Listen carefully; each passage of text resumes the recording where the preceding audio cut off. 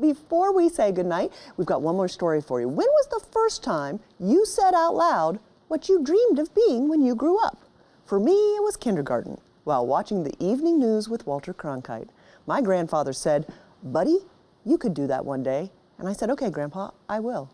Not everyone makes their dreams come true, but producer Russ Hunsinger and videographer Max Arnold introduce us to a Concord woman who did. I'm Shooby Doo. When I have a new idea, I have a bee in my bonnet. That's where the bee comes from. So I use that little tagline all the time. So I'll say, bee, B-E-E, be good to your feet. This is Bullhide. It's like my favorite for shoes and bags. It's kind of thick, but it's still soft and supple. I absolutely love leather. I love the smell. I love the feel. I love the softness and the texture of it. I make all kinds of leather goods. So I make belts and variety of bags, baby shoes, sandals. The very, very beginning, when I was a young girl, I decided I wanted to make shoes because when I was like 9, Mom took me shopping for new school shoes like everybody does. But my feet were already so big I had to wear women's shoes and I didn't like that very much. So I said, well, one day I'm gonna make shoes. So I did.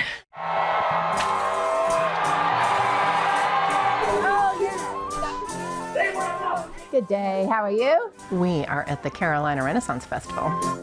It's a big inspiration for a lot of the shoes and bags that I make. Do you have your Mary Janes on today? I do. She does. When I graduated high school, all my friends went off to college and I went to the local shoe repair shop and I apprenticed with him for a couple of years and eventually he taught me how to make custom-made sandals. In 2005, I needed to do something for some income for our family. All right, does that feel too tight? Do you want it any looser? Because I can loosen it. I started making little fleece things, little fleece baby shoes and mittens and hats and things. Then, you know, just the bug was bit and I wanted to work with leather.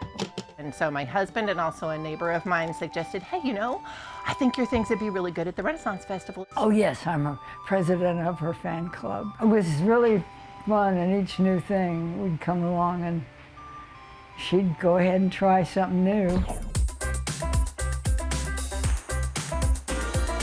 I guess at one point I just thought, you know, it's really time to have a brick and mortar space so I can meet people and then I can have my things out all year round also. And then I can really kind of do anything. So this is the paper pattern, and I've already gone ahead and traced off the pieces. This is going to be a Mary Jane. Doesn't look like it now, but it will go like this, and like this. Well, and like that. This is a custom Mary Jane. And really the only thing custom about this is that she chose her color.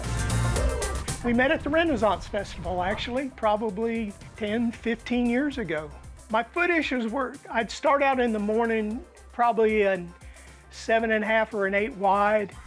The front part of my feet would swell so much that they'd be just scraping the inside of my shoes. My feet are really wide at the front.